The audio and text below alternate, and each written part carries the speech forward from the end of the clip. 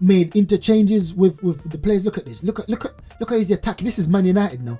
This is Man United. Look at this. This was offside, but brilliant shot.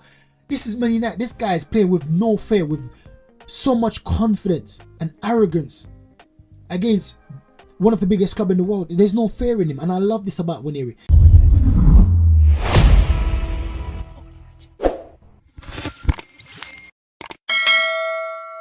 So I've been texting all my Man United friends saying that, listen, I believe you guys are going to win the first match of the season that we play against each other in pre-season, right? Which is in pre-season. And I just said that just because, you know, when Arsenal play these teams, on paper, Arsenal should win. For the last 3 seasons, on paper, Arsenal should beat all these teams, United, all these teams. But somehow, sometimes we fall short, especially last season. Pre-season, we lost against United.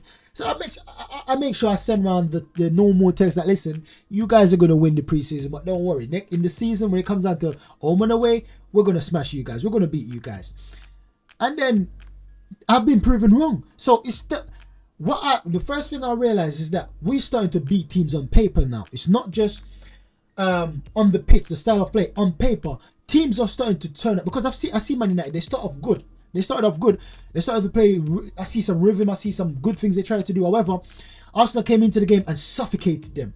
And bear in mind, this is not our usual level. And I know that's not Man United's usual level, but Man United's usual level cannot be compared to our usual level. So if both of us are not at our usual level, I think Man United should be happy about that. You know what I mean? But I was excited. And in this video, we're going to watch a few highlights. We're going to watch some highlights on Nwaneri. We're gonna watch some highlights on Mahand. We're gonna watch some highlights on a few players in this video. But that's one of the things I want to let you know, that man, I've noticed something, and that's what I noticed. Now, so the first player we're gonna start with Nwaneri. Nwaneri played 26 minutes and he actually scored and made an assist. So in this match, he played a bit different from how he played against Bournemouth, but it's still a good performance nonetheless. He made interchanges with the players. Look at this. Look how he's attacking. This is Man United now. This is Man United. Look at this. This was offside, but brilliant shot. This is Man United. This guy is playing with no fear, with so much confidence and arrogance against one of the biggest clubs in the world. There's no fear in him, and I love this about Nwaneri. Look at this. Nice little 1-2 give and go. You see him popping up on the left-hand side, supporting that left-hand side. And I keep saying supporting that left-hand side because that's going to be a video I'm going to do tomorrow. But Nwaneri, look at the position he picks up. These little nice little pockets, these nice little holes, and that's a brilliant cross for Jesus. So getting an assist in pre-season, that's a good start to the season for Nwaneri.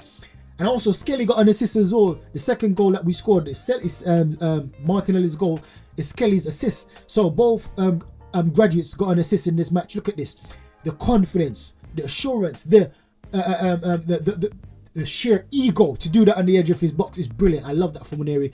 Obviously, if he lost it, we wouldn't be happy. But the fact that he's a very good protector of the ball, he's a good shield. Look at this. He's just drifting. He's just driving. He's just striding over challenges, gliding over challenges like it's nothing. And this is why I trust him in certain areas. Look at Aiden. Like, everyone in our team knows how to play football. This is Aiden, our centre back, just chopping and twisting between players like they're nothing. Look at this. The confidence on him to be playing 1-2 with our captain. Like, he's saying that, like, you want on the same level, skipper. We're on the same level. Just give it to me. Look at this. Look at this. Look at this. Nice little change of pace, turn of direction. I love that. That's unlucky. That wasn't his fault, by the way. So I believe that Gabriel J is going to have a brilliant season this season. And I said something in my last video about him, and it wasn't to disrespect Gabriel J. I love Gabriel J.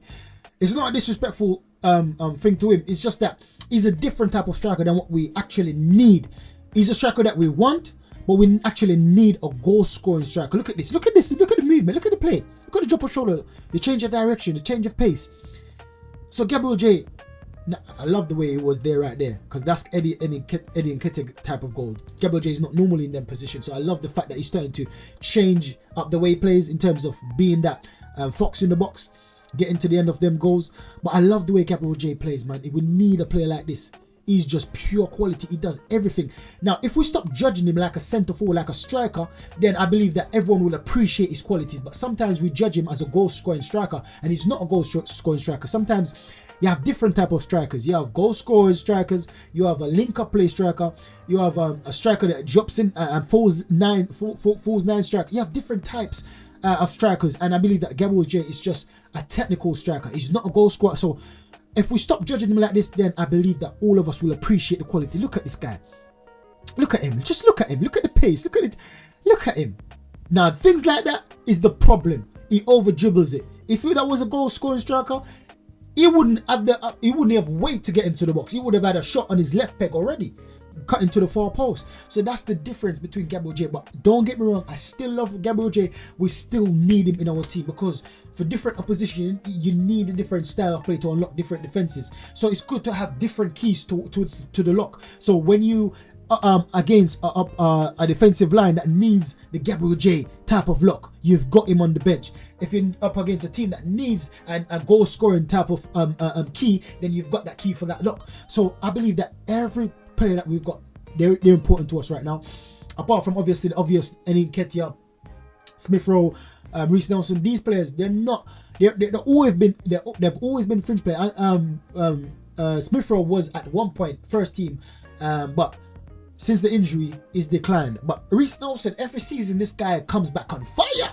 Every season this guy play like Messi in preseason, and then it comes into the season, he's just missing for a few matches, turn up for one, missing for a few. That's Reece Nelson. But Reece Nelson looks like he's on form right now. I'm never gonna lie, but it's not the first time we've seen it. It's just that he's not consistent in that good form. So I believe that we've got a lot of good gems, and this is another one. My hand. This guy, you can see the quality. Look at this guy. Look at this guy. And for me, this was his worst match in preseason. So for the one against Bournemouth was top notch. But this was his poorest match of the season in preseason, and he still played well. That's why I know this guy's gonna have a good future. Look at him. Look at him. The confidence to take that ball from Partey and to be dilly-dallying around.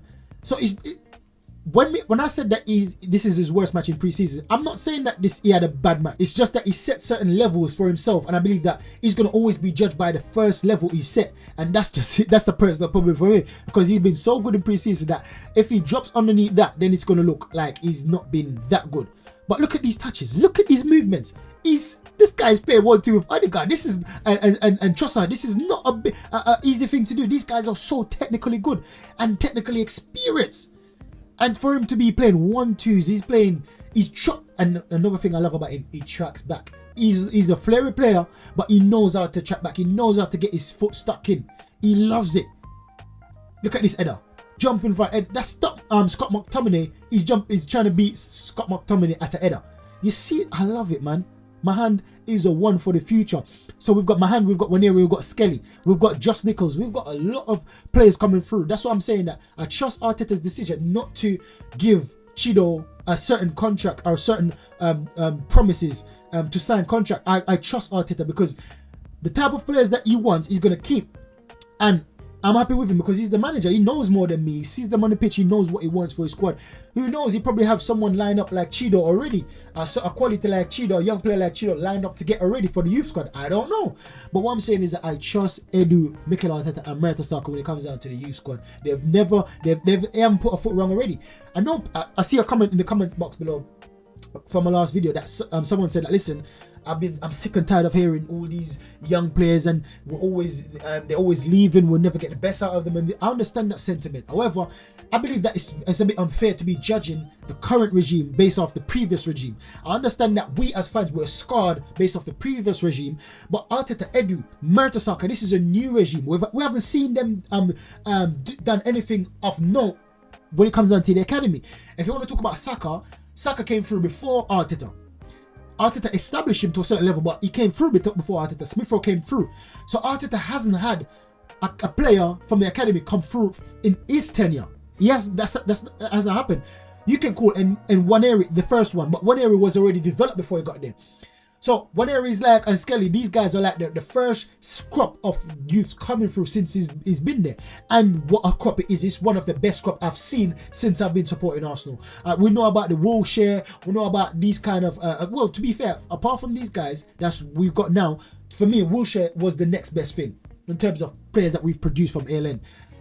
So going forward, I see positivity in these things. Right now, we'll see us signing the best young players in the country, as well as being linked with all the best young target players in the country. So for me, I see good news upon good news upon good news, and I love it. I love it. My hand is going to be one for the future. Mark my words.